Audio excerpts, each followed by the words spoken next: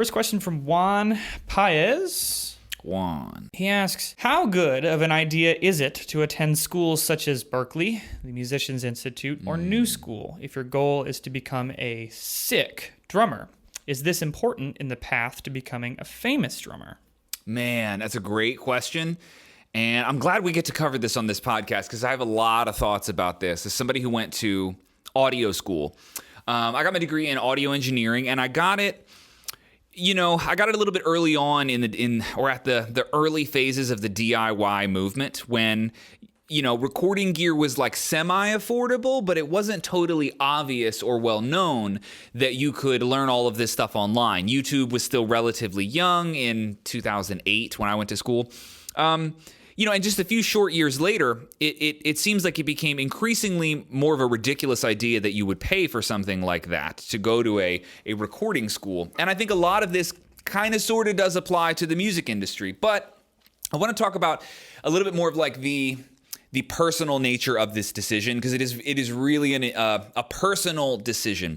There are some undoubted benefits that you can get from going to a structured music school, like a traditional university, Berklee being the go-to example. But of course, there's tons of other prestigious music schools that have incredible programs with very high-level educators and, very, very proven educational systems that will definitely make you into some version of a professional musician. Whether or not you're getting gigs or getting work or getting paid, that's another question. But in terms of your skill set and your ability to perform and learning what you need to know to go out into the world and to make a living as a musician, for sure, those schools can absolutely equip you to do that. I don't think there's any argument that they can't. But the reason I say this is such a personal decision is because what you are gaining when you go to a school like that is really, I see it as two things. The first is the social network that comes from going to a school like that, and that is absolutely important. It's very, very important in the music industry for sure to be super well networked, and that's sort of built into the educational setup, right? I mean, you're going to make friends. Some of them are going to do better than others. Some of them are going to play for famous people, and you'll still have their phone number. That's just kind of what happens. So there's a lot to be said about that element of the universities in of itself. But the other thing that I think you really gain from those school systems is the structure. That's a big, big thing we got to put in the pro category, is that it is hyper-structured. With that said, you can have both of those things without going to school if you choose to do it that way. It is not exclusive to a university that this is where social connections happen in the music industry. Social connections in the music industry can happen in college, but they don't have to. You can totally make friends on Instagram. You can make friends at local shows. You can make friends around your town, at coffee shops. I don't know. Where do musicians meet and trade phone numbers and get to know each other?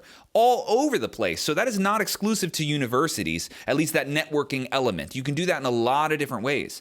And then when it comes to the structure, which admittedly some people do need a lot of structure. Some people having to go to this class at this time, and here's your homework assignment, and study this page of this book, and here's when the test is. For some people, that is really the best way for them to do it. But if you are capable of taking a level of personal responsibility where that structure and that accountability that a university would normally put that on you, if you can put that on yourself, then all of a sudden, in my mind, you have recreated the two most important elements of going to music school, which would be that you're gaining a social network and that you have this big structure here to make sure that you're moving forward at a particular pace that's been predetermined for you. You can make your own structure. You can make your own social network. And so I would leave you with this alternative way of thinking about going to a music school. If you were going to pay, let's call it $100,000 over 4 years. I don't know what Berklee costs exactly. It's probably a lot more than that by the time you get your living expense loans, because if you're going full time, you're not going to be able to work, and Boston is expensive, and whatever. It's going to be a lot of money. But let's call it $100,000 over 4 years. So you got $25,000 a year for 4 years in a row, and you get to spend this on music education, period. There are a lot of ways to spend $25,000 a year on music education. One of them would be to sign up for every single drum education platform that's online, which would be orlandodrummer.com and like 5 others. Sign up for all of them. That would only be like $200 a month. So boom, all of a sudden you have hundreds and hundreds and hundreds of hours of archived video drum lessons that you have access to all the time whenever you want. That might cost $2,000 to $3,000 a year if you signed up for every platform that exists. So that's one thing you could do, and you haven't even made a dent in your budget. Beyond that, you could study privately with the best drummer in your city. I don't know who that is, but there's definitely some guy in your city, guy or girl, who's like a legendary player, teacher. It's been doing this a long time. So you take private lessons with them regularly. Maybe that's $200 to $300 a month. Same sort of thing. Maybe $2,000 to $3,000 a year. You only spent $5,000, $6,000, $7,000 this whole year so far. So you got 20 grand left. Maybe you go to a drum camp every 2 months. Maybe they could be international drum camps when that sort of thing opens back up. So Benny Greb has a masterclass weekend or a full week up in the mountains somewhere. I mean, he does classes like this. You go to one of those. Maybe you go to, what do they call? I don't know. There's so many different events like these camps that people do, like pros get together and build these camps. You could go to like 5 or 10 of these in a year, and you still haven't closed out that budget of $25,000 a year towards your drum education.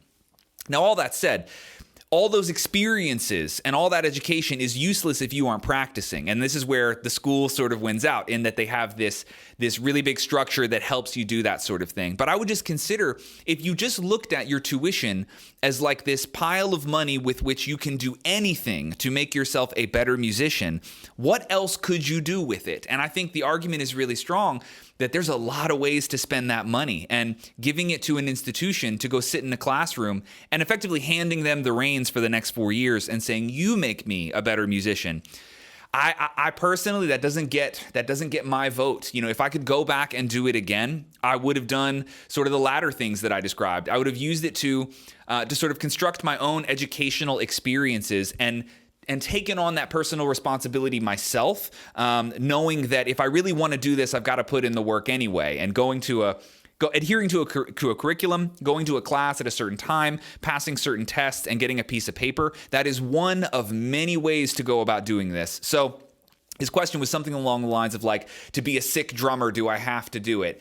The real answer to that question is absolutely not. Absolutely not. That doesn't mean that it is wrong for you to go to music school. It might be the best thing that you ever did, but is it the only way?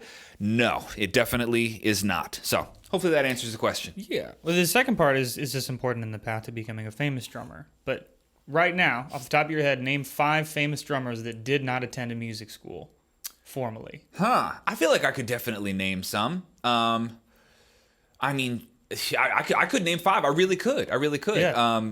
Casey Cooper, Luke Holland, me. Excluding yourself. Excluding myself, yeah. I would say, let's see, I'm going through my favorite drummers is what I'm doing. I think Greb. I don't think Greb went to music school. And personal mentorship is separate from that. That would be totally separate. I think his personal teacher was Joost Nickel. So yes. That's separate from going to a formal school. Yeah, totally separate from doing that. Annika, I believe, was under Benny for a lot of the time.